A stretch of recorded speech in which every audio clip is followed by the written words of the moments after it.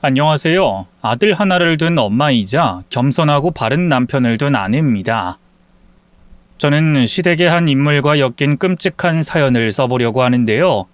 반전과 하늘의 벌을 담은 스토리이니 재밌게 들어주셨으면 좋겠네요. 제 나이 30 초반에 배필을 만나 결혼을 결심하게 됐습니다. 훤칠하고 멋있고 겸손한 그이는 제 꿈에 그리던 이상형이었고 저만을 바라보는 남자여서 연애하면서 무조건 이 남자와 결혼해야겠다고 마음먹었습니다. 처음 시댁에 인사를 갔는데 정말 살면서 그런 분위기는 처음 봤어요. 시어머니가 저를 반대하는 건 절대 아니었고 남편이 시모를 대하는 걸 보고 깜짝 놀랐습니다. 어머니, 제가 결혼하고 싶은 여자입니다. 오냐, 인상이 괜찮네. 직업도 간호사라고 했지? 직업도 그만하면 좋고. 물론 사업하는 너에 비하면 성에 차지 않지만 결혼은 네가 하고 싶은 사람이랑 하는 것이 좋을 테니 내 허락하마. 감사합니다, 어머니. 그이는 극존칭을 썼고 말하는 내내 무릎을 꿇고 있었어요. 누가 보면 저희 친정에 인사 온 거라 착각할 정도로 과도한 예의를 보였어요. 저는 시어머니한테 많은 질문을 받고 매우 솔직하게 대답했어요. 평범한 집안에서 평범하게 자라 평범한 직업을 가지고 열심히 살고 있으니 그 정도면 됐다며 허락해 주셨습니다. 그리고 아주버님과 형님이 계셨는데 두 분은 7살 아들이 있어서 결혼한 지 꽤 된 것 같았는데 시어머니 앞에서 과도한 예의와 어휘를 쓰는 걸 보니 집안 자체가 예를 중시하는 것 같았네요. 결혼식까지는 무난하게 잘 지나갔어요. 특별한 갈등이 없어서 양가 부모님이 인상 찌푸리는 일이 없어 정말 다행이었죠. 혹시나 시어머니가 무리한 걸 요구하면 어쩌나 했는데 적당히 요구를 해서 누구 하나 기분 상하는 일 없이 결혼식을 잘 치렀어요. 시어머니는 저희 부부가 어떻게 살든지 신경 쓰지 않겠다며 신혼집에는 얼씬도 하지 않으셨습니다. 첫인상에서 보수적일 거라 생각했는데 그것도 아니었죠. 이래서 사람을 한 번 보고 알 수 없구나 하는 생각이 들었답니다. 시댁이 평범 이상으로 잘 사는 데다 남편과 아주버님이 각자 사업을 운영하는 대표들이니 시어머니가 재력이 있는 줄 알았어요. 그런데 남편에게 들어보니 전혀 아니었습니다. 아버지 없이 가난하게 자랐고 두 형제가 온갖 고생을 하며 성장하고 악착같이 일해서 지금의 자리에 올랐다고 하더라고요. 자기야, 그럼 어릴 때부터 일하면서 자란 거야? 그럼 형이랑 나는 학창시절에 알바 뛰어가며 학교 생활을 했어. 학교에 등록금을 내던 시절이니까. 우리가 직접 돈을 벌어서 감당했지. 대학도 마찬가지고. 그렇구나. 고생을 많이 했겠네. 그럼 어머님은? 어머님이 두 형제를 위해 어떤 일을 했어? 일? 어머니는 일 같은 거 안 하셨어. 기초수급자로 쭉 지내시다가 우리 형제가 돈을 벌기 시작하면서부터는 형이랑 내가 용돈 생활비를 드렸지. 그리고 지금 어머니가 사는 집도 형이랑 내가 반반 시켜서 마련해 드린 거야. 정말? 근데 왜 그렇게 어머님 앞에서 과도하게 예의를 차리는 거야? 내가 그랬나? 그냥 어머니니까 그런 거야. 우리 형제는 항상 그래왔거든. 여보, 이제 우리 집 과거 이야기는 그만하자.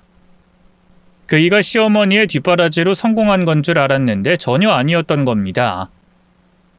아무튼 시댁 식구들의 반전을 알게 되었어요. 시어머니가 시댁으로 부르면 두 형제가 안 가면 큰일이라도 날 것처럼 아주 중요한 사건이 일어난 것처럼 성급하게 시댁에 갔습니다. 물론 저와 형님도 똑같이 따라갔죠. 제가 결혼한 지 1년이 다 돼갈 때쯤 시모가 대화 주제를 저희 부부의 2세 이야기로 정하셨는지 어떻게 되어가느냐고 물으셨습니다. 새아가, 이제 결혼한 지 1년이 다 돼가는데 아직 소식이 없는 거냐? 네, 아직 소식이 없네요, 어머님. 뭐야? 너 혹시 몸에 문제 있는 거 아니냐? 저는 뜨끔해서 눈치를 보며 아니라고 대답하려는데 제 남편이 솔직하게 말했어요. 어머니, 사실은 저희 아이가 생기지 않아 병원에 가서 검사 받았습니다. 그런데 제가 무정자증이라는 소견을 듣게 됐습니다. 무정자? 그럼 너 임신 못 시키는 몸이라는 거야? 네, 어머니. 제 아내는 아무런 잘못이 없고 모두 제 탓입니다. 사내 자식이 정자가 없다고? 이거 무슨 상황이야? 내가 너를 어떻게 키웠는데 남들 다 있는 정자가 없는 거냐고? 죄송합니다, 어머니. 그이가 무릎 꿇고 용서를 빌자 시어머니가 한참 동안 노려보더니 갑자기 따귀를 날렸습니다. 저는 너무 놀라서 입을 막고 그이를 봤는데 남편은 다시 자세를 고쳐 무릎 꿇고 앉았어요. 시모가 다른 쪽 뺨을 세게 날리자 그이가 제 쪽으로 쓰러졌죠. 다시 시어머니가 손을 들자 반사적으로 제 손이 나가며 시어머니를 막았습니다. 어머님, 지금 뭐 하시는 거예요? 왜 제 남편을, 어머님 아들을 때리시는 거예요? 무정자증은 이이가 잘못해서 그렇게 된 게 아니라 유전적 이유거나 성장하면서 이상이 생겨서 그렇게 된 거래요. 남편이 잘못한 건 아무것도 없는데 왜 때리고 그러세요? 시모에게 뺨을 맞은 남편이 저에게 고개를 흔들며 눈치를 줬는데 저는 할 말은 꼭 해야 했고 시모를 말려야 했습니다. 그런데 이번엔 시어머니가 제 뺨을 후려갈겼습니다. 이런 못돼 먹은 걸 봤나? 감히 시애미한테 대들어? 어머님, 도대체 왜 이러시는 거예요? 저희가 잘못한 게 없잖아요. 이 무정자증은 죄가 아니라고요. 그러자 다시 한번 따귀를 맞았습니다. 남편은 말리지 않고 고개를 푹 숙이고 있었고 아주버님과 형님 역시 죄인의 태도로 무릎을 꿇어앉고 있었습니다. 제가 따귀 2대를 맞고 더는 맞으면 안 될 것 같아 시어머니의 양손을 붙잡았습니다. 그만하시죠. 이게 지금 맞을 짓을 한 게 아니잖아요. 저희는 아이 없이 살 수 있어요. 아무런 상관없다고요. 이게 지금 내 손목을 잡고 있는 거냐? 당장 치우지 못해? 그럼 또 때리실 거잖아요. 어머님, 그만하시고 흥분 가라앉히세요. 너 지금 혼나고 싶어 환장했구나. 오늘 너희 집에 못 갈 줄 알아. 제대로 훈육받고 내 마음에 들 때까지 아무 데도 못 가. 시어머니가 제 손을 뿌리치려고 안간힘을 쓰자 저 역시 절대로 놓아드리지 않으려고 손에 힘을 꽉 쥐었습니다. 야, 형씨가 니 처 안 말리고 뭐하냐? 그리고 형찬이랑 큰며느리 너희들은 왜 가만히 있는 거야? 당장 이 버릇없는 것을 뜯어내지 못해? 세 사람은 무릎 꿇고 고개를 숙인 채 있다가 시어머니의 말을 들으려고 한 건지 제 손을 시어머니에게서 떨어뜨렸습니다. 그리고 남편이 제 앞을 막아서서 대신 싸대기를 맞았습니다. 형식이 이놈, 당장 비키지 못해? 어머니, 그만 화 푸세요. 제 아내가 아직 아무것도 모르니 제가 집에 가서 일러둘게요. 오늘은 저만 혼내세요. 그러자 시모는 남편 얼굴에 아주 심하게 따귀를 연타로 날렸습니다. 저는 그이의 손을 잡고 현관 쪽으로 잡아당겼습니다. 무정자증이면 이렇게 사람을 패도 되는 건가요? 그것도 친아들의 뺨을 사정없이 날리는 게 말이 됩니까? 정말 황당하고 무서워서 빨리 시댁에서 빠져나가려고 했어요. 신발을 신고 나가려고 하자 찰싹 소리가 나길래 거실을 봤더니 시어머니가 이번엔 아주버님의 뺨을 날리고 있었습니다. 이게 다 네 탓이야. 장남이라는 놈이 아랫사람 교육을 어떻게 했길래 저 모양이야? 그리고 네 동생이 무정자증이 되도록 뭘 한 거야? 죄송해요, 어머니. 아주버님이 뺨을 맞는 걸 보니 시댁에서 나가기가 겁나더라고요. 저희가 나가면 아주버님이 2배로 맞을 것 같아 다시 신발을 벗고 들어갔습니다. 그런데 시모가 손바닥이 아팠는지 더는 때리지 못하겠다며 안방으로 들어가면서 모든 것이 끝났어요. 저는 이 기막힌 광경을 그냥 넘어가지 않고 아주버님과 형님을 모시고 나가 대화를 나눠보기로 결심했습니다. 사람이 거의 없는 카페에 들어가 자리를 잡고 앉아 시원한 커피를 한 잔씩 마시며 진정했고 곧 제가 먼저 입을 뗐습니다. 여보, 아주버님, 어머님이 도대체 왜 그러시는 거예요? 당신이 무정자증이라는 게 맞을 일이야? 그리고 내가 말렸다고 나까지 때려? 또 아주버님이 책임지지 못했다고 또 따귀를 날리고. 정말 이해할 수가 없어. 다들 왜 가만히만 있던 거예요? 제 물음에 남편이 대답했습니다. 우리 형제는 어릴 적부터 어머니한테 맞으면서 컸어. 어머니한테 복종하지 않으면 끔찍한 결과가 생겨서 늘 이렇게 살아왔어. 어릴 때 얼마나 크게 혼났으면 나이를 먹고도 그렇게 당해. 당신이나 아주버님이나 어머님 앞에서 겁을 너무 심하게 먹고 있는 것 같아. 이건 우리가 모두 같이 고쳐야 할 점이야. 아주버님, 어떻게 생각하세요? 재수씨, 죄송합니다. 제가 형으로서, 시숙으로서 못난 모습을 보였네요. 아니, 사과받자고 드리는 말씀이 아니라 계속 이렇게 시어머니한테 혼나다 못해 맞으면서 지낼 거냐고 묻는 거예요. 다 큰 어른이, 그것도 조카가 보는 앞에서 따귀를 맞으셨어요. 이건 아이 교육에도 너무너무 안 좋다고요. 무슨 말씀인지 아는데 그게 말처럼 쉽지 않아요. 저랑 형식이는 어머니한테 길들여져서 마음대로 행동이 되질 않아요. 그래도 바뀌려고 노력은 해봐야죠. 최소한 따귀 맞는 일은 없어야죠. 이렇게 가다간 나중에 조카까지 맞을 수 있다고요. 제 아들을요? 에이, 어머니는 그렇게까지 하진 않으실 겁니다. 그걸 어떻게 알아요?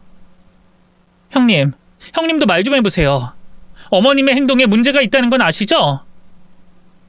남편과 아주버님이 제 말에 동의를 못해서 손윗동서에게 물었더니 더한 대답을 하더군요.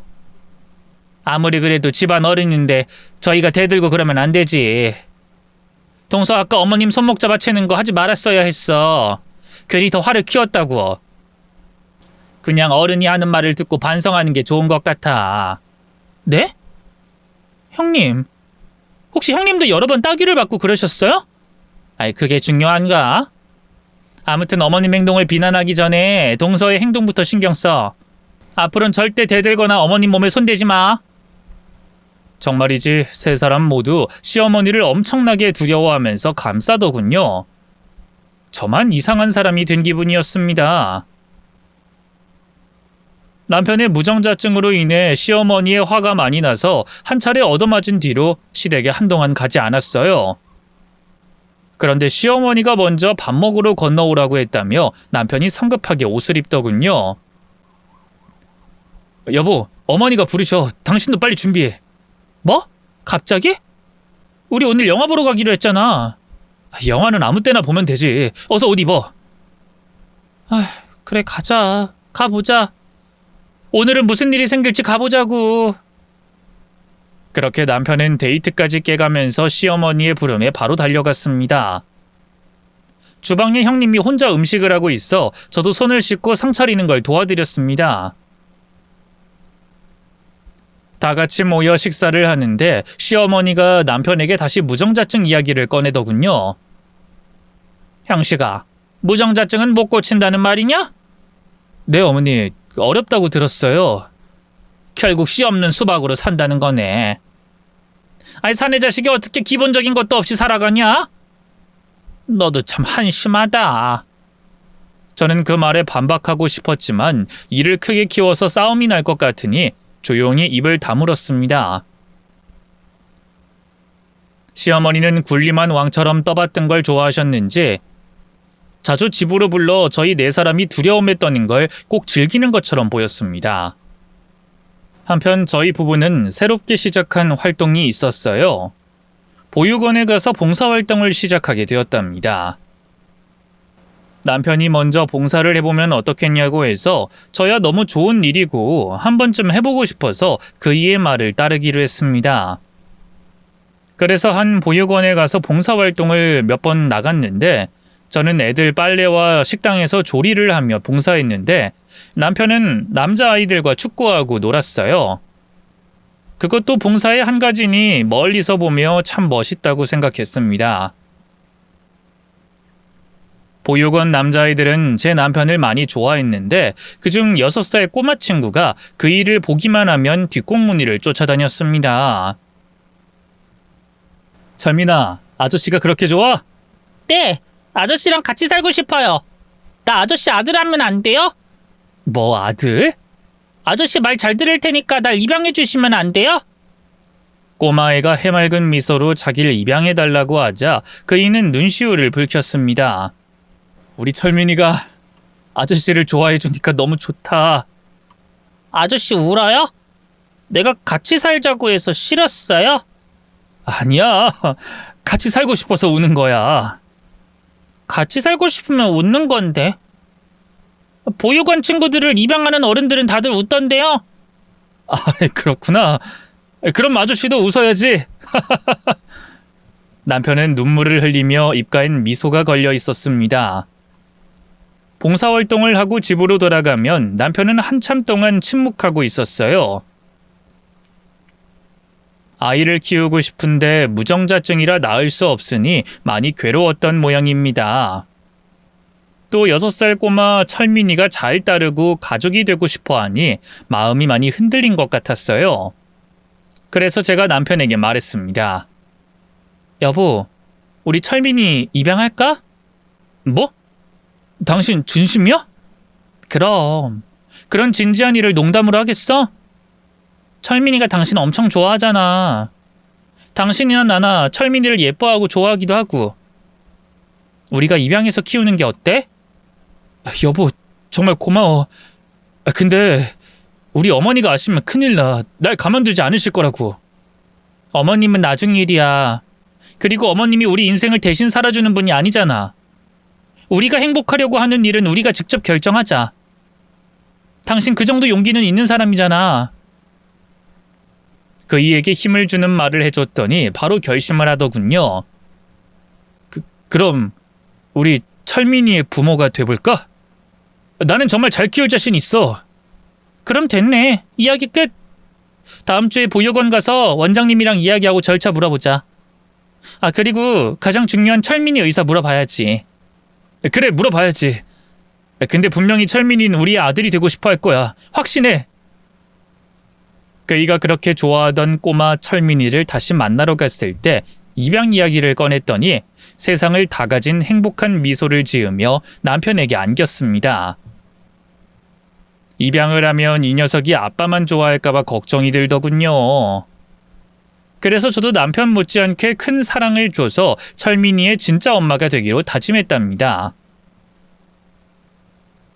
저희 부부는 절차를 밟고 철민이의 부모가 되었어요. 남편 호적에 올리고 저희 집으로 데려갔죠. 아들의 방을 새로 도배하고 꾸몄는데 처음 자신의 방을 가지게 된 아들은 엄청나게 기뻐했습니다. 아빠, 엄마, 고마워요. 제 방 진짜 멋지고 예뻐요. 그러자 남편이 아들의 머리를 쓰다듬으며 말했어요. 우리 아들, 이젠 여기가 네 방이야.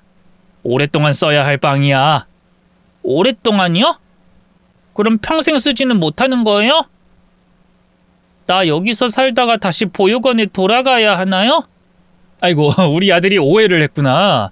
아빠 말은 그게 아니고 더 좋은 집으로 이사를 가게 되면 이 방을 쓰지 못한다는 뜻이었어. 아, 다행이다. 그럼 전 평생 아빠 엄마랑 사는 거죠?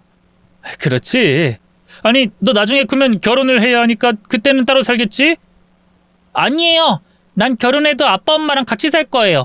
진짜라고요. 아들은 사랑을 받는 걸 알았는지 저희 부부에게 고마운 표현을 참 많이 했습니다.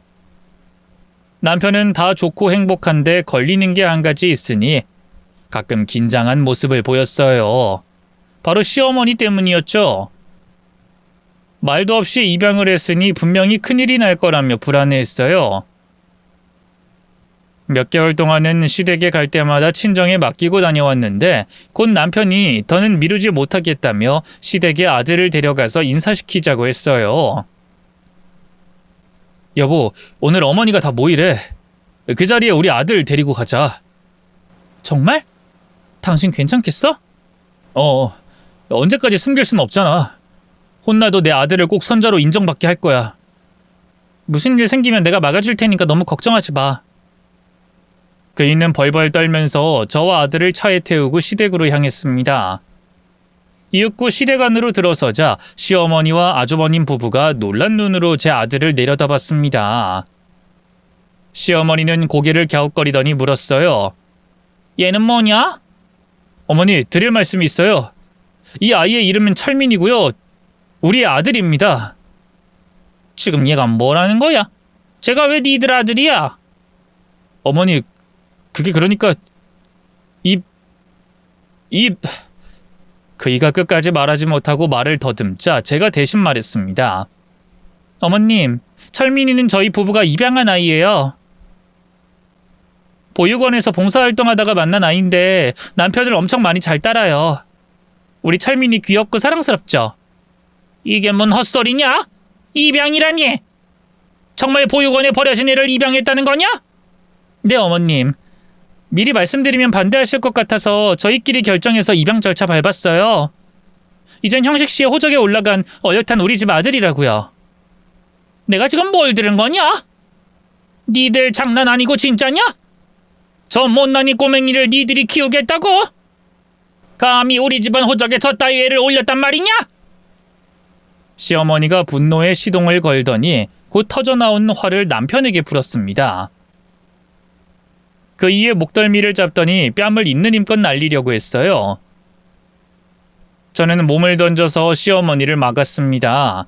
그러자 제 머리채를 잡더니 얼굴에 귀싸대기를 쏟아내셨습니다. 너무 많이 맞아서 눈앞에 아무것도 보이지 않았어요. 제가 얼마나 많이 맞았는지 정신을 차릴 때까지 수십 초의 시간이 필요했죠. 그리고 눈을 떴을 땐 제 앞에 아들이 시어머니를 맞고 있었어요. 할머니 그러지 마세요. 우리 엄마 때리지 마세요. 제가 잘못했어요. 아, 나 이 꼬맹이 새끼를 때릴 수도 없고 어떡하면 좋지. 그래, 네 애미를 지켜라. 둘이 모자직원으로 지내든 상관 안 하니까 내 아들하고 이혼해라. 자, 그럼 형식이 네 놈 차례다. 감히 버려진 놈을 주워와서 아들이라는 개소리를 해? 시모가 남편의 얼굴을 사정없이 갈기자 제 아들이 시어머니의 바짓가랑이를 잡고 늘어졌어요. 할머니 제발 그만해요. 제가 잘못했어요. 누가 네 할머니야? 당장 이건 나. 다시 보육원으로 꺼져버려. 할머니 제가 잘못했어요. 아빠 때리지 마세요. 아니 이 꼬맹이가 누구더러 아빠라는 거야. 야, 네 애비는 널 버렸어. 그리고 저기 쓰러져 있는 여자랑 살고 싶으면 네 마음대로 해라. 대신 내 아들은 네 아빠가 될 수 없어. 시어머니가 입양하려면 저 혼자 하지 왜 자신의 아들까지 합세했냐며 욕하셨고 남편을 제대로 훈육하겠다고 뺨을 사정없이 날렸답니다. 그러다 저희 아들이 시모의 다리를 잡고 버티다가 내팽개쳐졌어요. 그걸 본 아주버님 부부는 본능적으로 몸을 던져 철민이를 보호했습니다. 그러자 시어머니는 혀를 차며 말씀하셨어요. 이것들이 단체로 뭐더라는 거야? 이깟 하찮은 업둥이 꼬마가 중요하냐? 왜 야단이야? 그동안 침묵하며 지내던 아주버님이 입을 열었습니다. 어머니, 그만하세요. 형식이랑 재수씨가 결정한 일이니 철민이를 받아들여요. 이젠 우리 식구로 인정하자고요. 이 자식 봐라. 감히 내 말에 토를 다뤄? 장남 새끼가 이 모양이니 네 동생이 어리석은 짓을 한 거 아니야? 이 한심한 놈. 시모는 이번엔 몸을 돌려 아주버님의 따귀를 흠씬 갈겼어요. 또 철민이를 안고 있는 형님까지 머리채를 잡혔죠. 저희 부부가 허락 없이 입양한 건 분명히 잘못한 일이 맞습니다. 그런데 이렇게까지 공격적으로 나오니 정말 힘들더군요. 저는 급하게 철민이를 안았고 남편의 손을 잡았어요. 여보 나가자. 애초에 시댁에 오는 게 아니었어. 우리끼리 살자. 어머님 뵙지 말고 우리 셋이 살자고. 남편은 퉁퉁 부은 얼굴로 고개를 끄덕이더니 저를 따라 나왔습니다. 그러자 시어머니가 경고의 말을 하셨어요. 니들 그 꼬맹이 다시 갖다 버려라. 내 말 안 들으면 다시 내 얼굴 볼 생각하지 마. 어머님, 방금 제가 한 말 못 들었어요? 우리 세 식구는 앞으로 시댁에 오지 않을 겁니다. 애 앞에서 이런 짓을 벌인 어머님을 도저히 이해할 수도 용서할 수도 없어요. 뭐가 어째? 집안에 저런 근본 없는 것을 봤나? 감히 나와 아들 사이를 갈라놓으려고 해? 야, 나갈 거면 너랑 그 꼬마만 데리고 가. 내 아들은 두고 가라고. 어머님, 제 남편은 어머님의 소유물이 아니에요. 더는 제가 그 꼴 보지 않을 겁니다. 그 뒤로 온갖 욕이 날아왔지만 저희 세 식구는 이미 현관을 나왔습니다. 남편 얼굴이 심하게 부어 병원에 가서 치료를 받았고 저와 아들도 안정제를 맞고 나서 집에 돌아왔습니다. 아들 옷을 갈아입히는데 팬티가 축축해서 너무 놀랐습니다. 우리 철민이가 많이 무서웠구나. 엄마가 미안해. 엄마, 할머니 무서워요. 너무너무 무서워요. 앞으로는 할머니 만나러 가지 않을 거니까 잊어버려. 이젠 우리 집 말고는 다른 집엔 절대 가지 말자. 엄마, 저 때문에 어른들이 싸운 거죠? 미안해요. 아니야, 철민이 때문이 아니야. 아휴, 널 다시는 울리지 않을게. 미안해, 철민아. 아들을 씻기고 일찍 재웠고 남편과 둘이 대화를 나눴습니다. 여보, 어머님 댁에 가지 말자. 오늘 제대로 느꼈어. 다신 가지 않을 거야. 우리 아들을 지키려면 절대로 가면 안 돼. 당신 많이 아팠지? 오늘 말고도 그동안 오랫동안 많이 아팠지? 아무런 반항도 못하고 매를 맞고 자랐는데 왜 참았는지 모르겠어. 어머니라는 존재는 늘 무섭고 두려운 존재였어. 고생 많이 했어. 이젠 그만해. 남편은 시댁과 연을 끊기로 결정했어요. 시어머니뿐만 아니라 아주버님 부부도 보지 않겠다고 했어요. 괜히 마음이 약해져서 아주버님과 같이 시댁에 가서 사과할 것 같다며 아예 모든 걸 차단하겠다고 결정했죠. 4년 동안 연락을 끊고 지냈는데 다행히 시어머니가 찾아오는 일은 없었어요. 저희가 괘씸하고 자존심이 강한 분이니 찾아오지 않는 게 어쩌면 당연한 일이었죠. 그런데 아들의 10번째 생일을 치르고 며칠 뒤에 아주버님 부부와 조카가 저희를 찾아왔습니다. 안 본 사이에 많이 변해 있어서 놀랐습니다. 형님과 아주버님 얼굴이 반쪽이 되었고 주름도 엄청 많이 들었어요. 형님 오랜만이에요. 아주버님도 오랜만이고요. 두 분 어떻게 지냈어요? 동서, 얼굴 좋아졌네. 오랜만에 보니까 좋다. 저도 그래요. 그런데 어쩐 일로 찾아오셨어요? 그 다름이 아니라 어머님 이야기 전하려고. 어머님이요? 무슨 말을 전하래요? 형님은 잠시 머뭇거리다가 이내 말을 전했습니다. 동서, 어머님이 사과하고 싶대. 아무래도 자식을 오랫동안 보지 못하니 마음이 많이 안 좋으신가 봐. 그리고 어머님 예전과는 좀 달라졌어. 많이 꺾이셨어. 어머님이 저희를 보고 싶다고요? 사과를 한다고요? 예상 못한 말을 들으니 난감하네요. 저랑 남편 철민이는 셋이서 아주 잘 지내고 있는데 긁어 부스럼이 될까봐 무서워요. 그리고 저희 아들이 시어머니를 많이 무서워해서 생각을 좀 해봐야 할 것 같아요. 저는 확실하게 대답은 하지 않고 고민을 해보고 연락하겠다고 했습니다. 남편과 둘이 머리를 맞대고 고민을 해봤는데 아무래도 아직 마음의 준비가 되지 않았고 아들이 상처받을 일이 생길까봐 걱정돼서 시댁에 찾아가지 않기로 결론을 내렸어요. 형님한테 확실하게 의견을 전하고 저희는 저희끼리 살겠다고 일러줬습니다.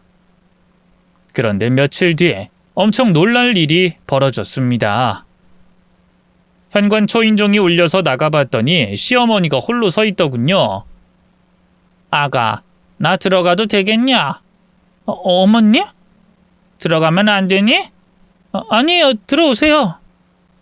갑작스러운 시어머니 등장에 매우 난감하고 떨려서 거실에 모셔두고 무슨 말을 해야 할지 몰랐습니다. 남편도 저와 비슷한 모습이었고 아들은 방에서 나오지 않았습니다. 시어머니는 그동안 반성을 많이 했다며 사과의 뜻을 내비쳤습니다. 형씨가, 새아가, 내가 미안하다. 너희 두 사람, 아니 철민이까지 세 사람에게 상처를 준 거 너무너무 미안하다. 내 성격이 우악스럽고 못나서 못돼 먹은 짓만 했다.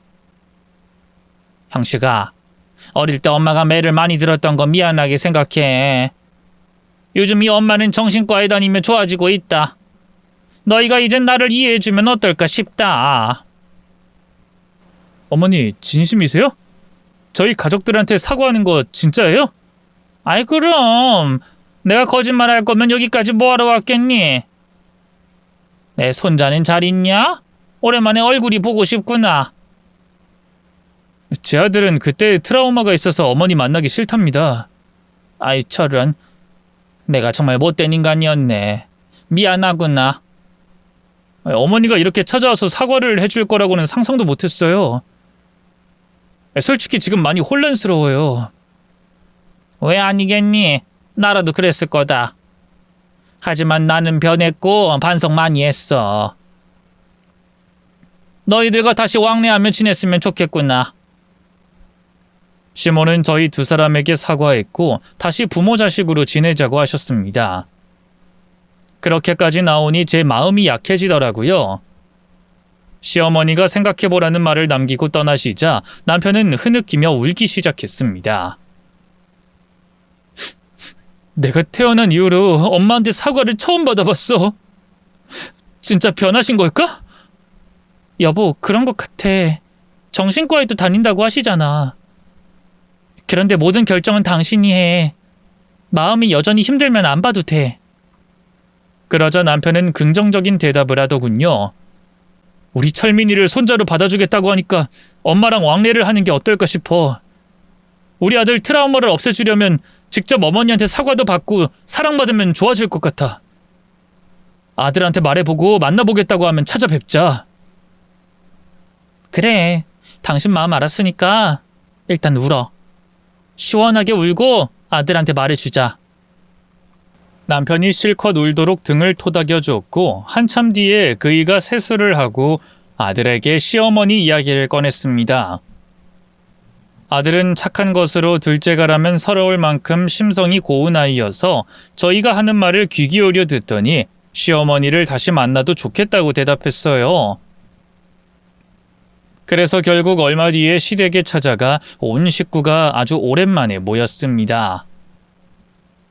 이제 내가 드디어 소원을 이뤘네. 아들들과 며느리들, 손자들이 다 모였어. 밥을 먹지 않아도 배가 부르겠다. 다들 고맙다. 이 못난 어미를 받아줘서 고마워. 어머님, 4년 동안 연락 끊고 지낸 건 죄송해요. 그래도 최소한의 안부 연락이라도 했어야 했는데 너무 죄송합니다. 다 지난 일이다. 지난 걸 들춰서 뭐 하겠니? 그렇게 따지면 내가 가장 큰 죄인 아니더냐. 우린 과거 일을 다 잊고 앞날만 생각하며 잘 지내보자. 이 늙은이의 마지막 소원이니 다들 잘 지내줬으면 좋겠다. 시어머니는 전에 볼 수 없었던 미소와 인자한 말투로 저희를 다시금 놀라게 하셨습니다. 진짜 사람이 이렇게 바뀔 수도 있구나 하고 많은 걸 느끼는 자리였습니다. 다들 사과를 주고받고 반성도 하고 위로와 격려도 하면서 즐거운 시간을 보냈어요. 아들 철민이는 사촌형인 조카와 아주 잘 어울렸어요. 둘이 방에 들어가서 책도 읽고 게임도 하면서 하하호호 시간을 보냈답니다. 이렇게 가족들과의 관계가 좋아졌으니 앞날이 기대가 많이 됐어요. 시어머니는 맞벌이하는 저희 부부에게 아들을 봐주겠다는 말씀도 하셨답니다. 내가 큰 손자를 돌보고 있으니 철민이까지 돌보도록 하마. 뭐 하나를 보나 둘을 보나 똑같으니 나한테 맡겨. 비싼 학원비 그만 써. 태권도 하나만 보내고 다른 공부는 천천히 시켜도 되잖아. 저희도 그게 걱정이었어요. 아들이 학원 다니는 걸 별로 안 좋아했거든요. 그런데 어머님, 정말 제 아들 봐주실 수 있어요? 그럼 아들한테 물어볼게요. 그래, 물어보고 바로 알려줘라. 내가 아주 잘 보살필 테니 꼭 좀 설득해서 데리고 와라. 그래서 아들에게 물어봤더니 단번에 좋다고 대답하더군요. 학원에 안 가는 것만 해도 너무너무 좋다고 하더군요.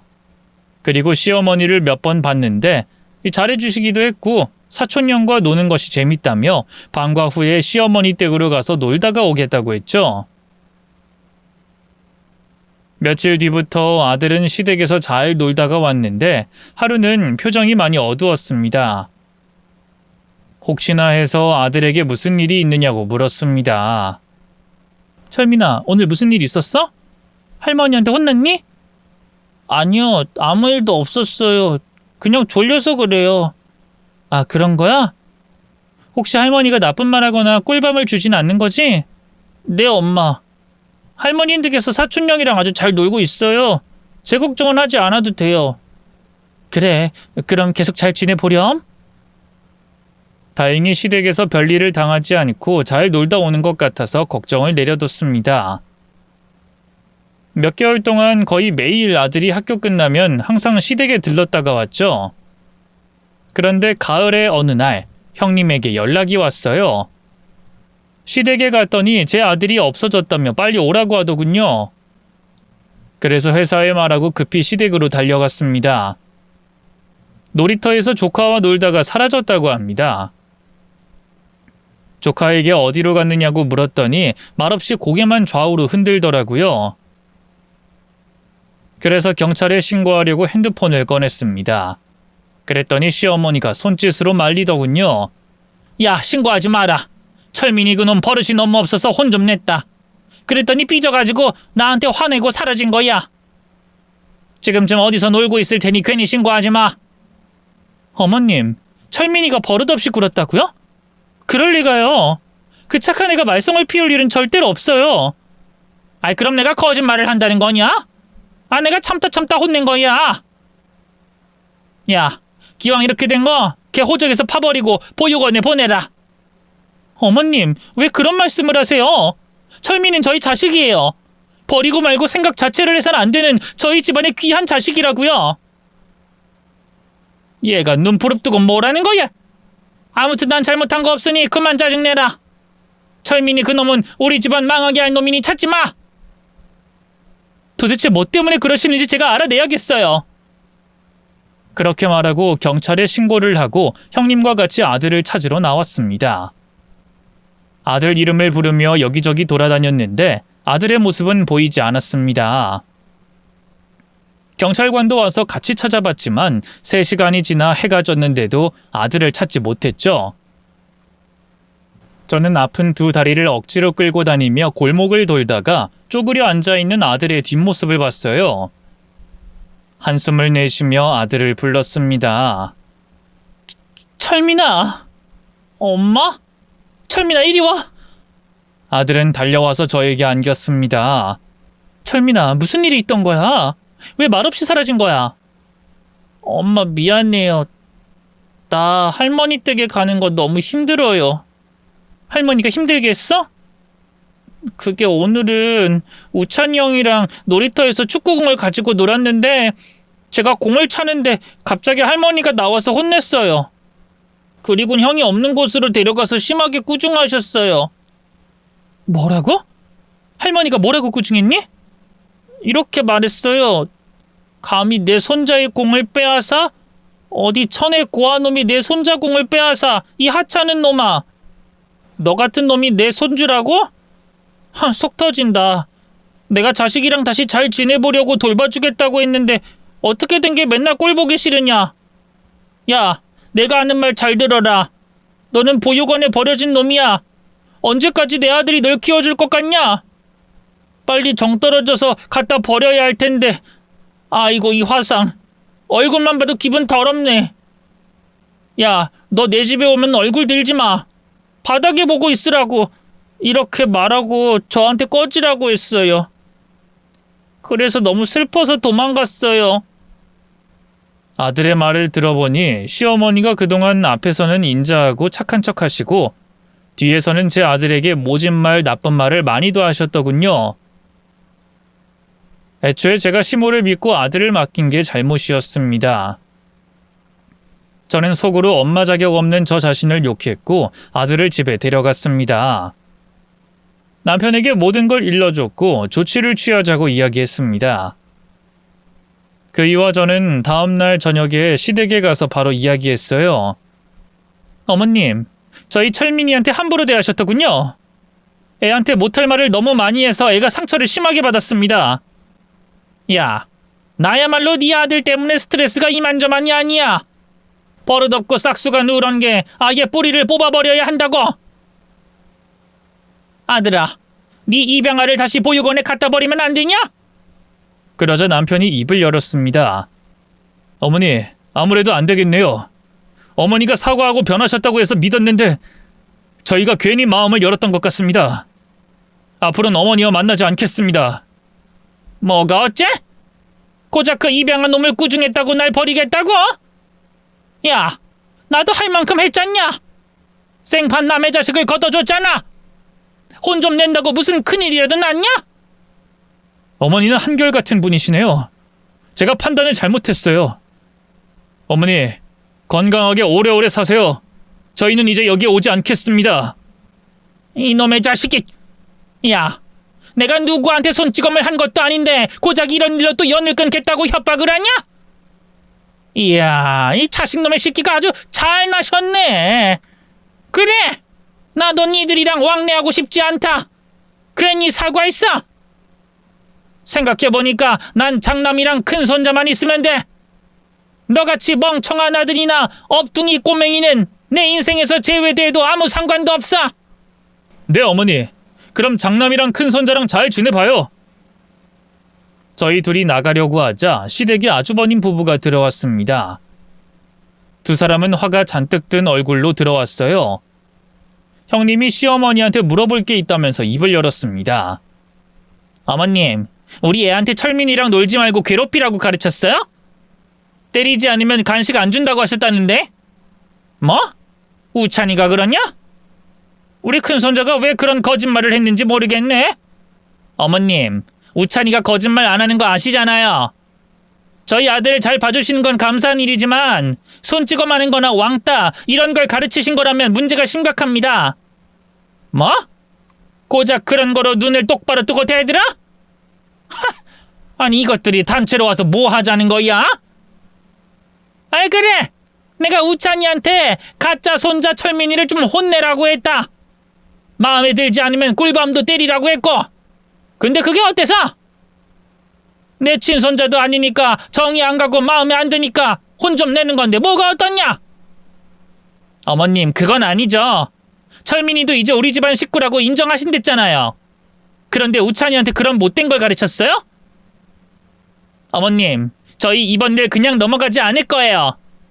뭐야? 이게 미쳤나? 내가 그동안 오냐오냐 해줬더니 너 따위가 날 가르치려고 해? 어머님, 저 이 집 시집 와서 많이 참고 살아왔는데 이번 일 알게 되면서 결심한 게 있어요. 저랑 남편, 우찬인 이제 어머님 댁에 오지 않을 겁니다. 하! 며느리 이것들이 세트로 연 끊겠다고 하네. 이야, 아주 잘들 하는 짓이다. 형찬이, 형씨가 니들 이혼해라. 형씨가, 나는 장남이랑 큰손자만 있으면 된다. 이혼하고 새롭게 시작하자. 큰아들 너 당장 이혼하고 우찬이 데리고 내 집으로 들어와. 남편과 아주버님은 한숨을 쉬며 고개를 가로저었습니다. 잠시 후 아주버님은 아주 진지하게 말했습니다. 어머니, 그만할래요. 이젠 어머니의 소모품 노릇 그만할래요. 저희가 왜 아직도 어머니를 끊어내지 못한 건진 잘 모르겠지만 이제야 깨달았어요. 어머니랑은 더는 가족으로 지낼 수 없다는 걸요. 저희 이제 어머니 보지 않겠습니다. 너까지 1억이야? 나는 너랑 큰손자만 있으면 된다고 하잖아. 까불지 말고 엄마가 시키는 대로 해. 아니요, 이젠 벗어날래요. 저희 이제 어머니 보러 오지 않을 겁니다. 그럼 건강하세요. 가보겠습니다. 이런 상놈을 봤나? 애미한테 그따위로밖에 못해? 당장 내 앞에서 돌아오라고! 시몬은 전처럼 명령했지만 아주버님은 듣지 않고 형님과 나가더군요. 저희 부부도 따라 나갔고요. 뒤에서 시어머니가 집이 떠나가라 소리를 질러서 놀랐는데 현관을 나와 문을 닫아버리니 그 소리도 안 들리더군요. 아무튼 형제들이 큰 결정을 하고 시댁에서 나왔고 네 사람이 함께 밥 한 끼를 먹게 되었습니다. 특별한 대화 없이 밥을 먹고 술을 마셨고 각자의 집으로 돌아갔습니다. 1년 동안 시어머니를 뵙지 않았고 아주버님 가족과는 가끔 왕래했습니다. 철민이와 우찬이가 친하게 잘 지내니 그걸 억지로 끊는 것도 아닌 것 같아 만나게 했죠. 그런데 어느 날 아주버님이 충격적인 소식을 전하러 저희 집에 왔습니다. 시어머니가 뇌경색으로 쓰러졌고 병원에 입원 중이라고 하더군요. 저희 식구들은 일단 몸이 아프다고 하니 병원에 찾아갔습니다. 시어머니는 병실에서도 좀 유명했어요. 자기 뜻대로 되지 않으면 소리를 지르고 난동을 피운다고 하더군요. 특히 리모컨을 쥐고 있어 본인이 보고 싶은 방송만 보셨답니다. 저희가 병실에 들어섰더니 시어머니가 아주 인자한 표정을 지었어요. 내 자식들이 다 왔네. 역시 내가 자식 농사를 허투루 한 게 아니었어. 너희들 이 애미가 아프니까 찾아왔구나. 이젠 서로 날 모시겠다고 싸우겠지? 어서들 와라. 저희는 인사를 드렸고 아주버님이 대표로 시어머니와 대화를 나눴습니다. 어머니, 병원 치료가 잘 됐다고 하던데 몸은 괜찮으시죠? 걷는 게 좀 힘들고 혼자 밥 차려 먹기 힘들긴 한데 이 정도는 끄떡없다. 다음 주에 퇴원하라고 하더라. 내 몸이 이러니 큰아들이랑 큰며느리 너희가 내 집에 와서 지내는 게 어떻겠냐? 그건 어려울 것 같아요. 어머니랑 만나지 않고 지내겠다는 건 아직 변함없어요. 뭐야? 참나, 남자 자식이 쫌생이 같기는. 그럼 형식이 너희가 날 모실 거냐? 그래, 형보다 아우가 낫다. 언제 내 집에 올래? 아니면 내가 들어갈까? 아주버님에게 거절당하고 아무렇지 않게 제 남편에게 같이 살자고 하더군요. 그래서 그이가 확실하게 대답했습니다. 어머니, 제가 어머니를 모실 리가 없잖아요. 제 아들에게 한 짓이 있고 제 아내에게도 한 짓이 있으니 같이 지낼 수 없습니다. 이것들이 지금 누굴 놀리러 왔나? 야! 그럼 내가 혼자 병원을 다녀야 하냐? 이 불편한 몸으로 혼자 못 산다고 했잖아! 다시 아주버님이 말을 이었습니다. 그래서 어머니를 요양원에 보내드려야 할 것 같다는 말씀을 드리러 왔어요. 거기서 다 알아서 해주니까 지내시기 편하실 거예요. 이것들이 지금 날 요양원에 버리겠다는 거야? 야, 니들 정신 차려. 난 니들 엄마야. 너희를 키운 엄마라고. 어머니, 저희 어린 시절은 많이 우울하고 힘들었어요. 어머니한테 혼나고 맞고 일하고 고생하면서 컸죠. 그때는 그게 당연한 줄 알았는데 지금 생각해보니 저희는 어머니한테 정신적, 육체적 고통을 받으며 커온 거예요. 그건 착취이자 학대라고요. 이젠 그런 어머니와 이별할 겁니다. 혼자 요양원 가서 지내세요. 저희가 할 말은 이것뿐입니다. 이 나쁜 자식, 나한테 뭘 당했다고? 아주 웃기는 소리 하네. 내가 강하게 키워서 니들이 지금 사업하면서 먹고 사는 거야. 내 가르침 아니었으면 니들은 아무것도 아닌 잉여 따위나 되었을 거라고. 그런데 이 애미를 요양원에 버리겠다고? 어머니, 죄송해요. 저희가 내린 결정은 바뀌지 않습니다. 아이씨, 이 천하 이 나쁜 놈들. 그래, 버려라 버려. 나 혼자 잘 살 테니까 싹 다 꺼져. 꼴도 보기 싫으니 사라지라고. 저희는 모두 등을 돌렸습니다. 그러자 시어머니가 서글픈 목소리로 울더군요. 얘들아, 이 엄마가 잘못했다. 이 엄마가 사는 게 힘들어서 그랬어. 날 용서하고 버리지 마. 형찬아, 형씨가, 며느리들아, 그냥 가지 마. 저희는 악어의 눈물에 속지 않고 그대로 병실에서 나와버렸습니다. 이후 아주버님이 시어머니를 요양원으로 옮겨드렸어요. 저희 자식들은 아주 가끔 시어머니의 안부를 살피러 찾아갔지만 매번 소리를 지르며 쌍욕을 하셔서 5분 정도 머물다가 나와버렸어요. 지금도 시어머니는 요양원에 계시는데 저희 부부나 아주버님 부부는 시모를 모실 생각이 단 1%도 없답니다. 아들 철민이는 잘 성장하고 있고 남편의 사업도 잘 되고 제 직장 생활과 육아 역시 무난하고 평범하게 잘하고 있답니다.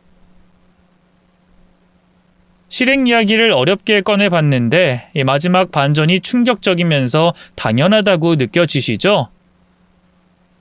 시모를 요양원에 보낸 걸 죄송스럽게 생각하지만 같이 사는 건 도저히 못하겠어요.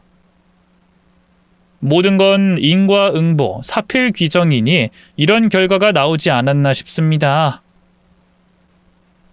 그럼 제 이야기는 여기서 마칠게요. 끝까지 들어주셔서 고맙습니다.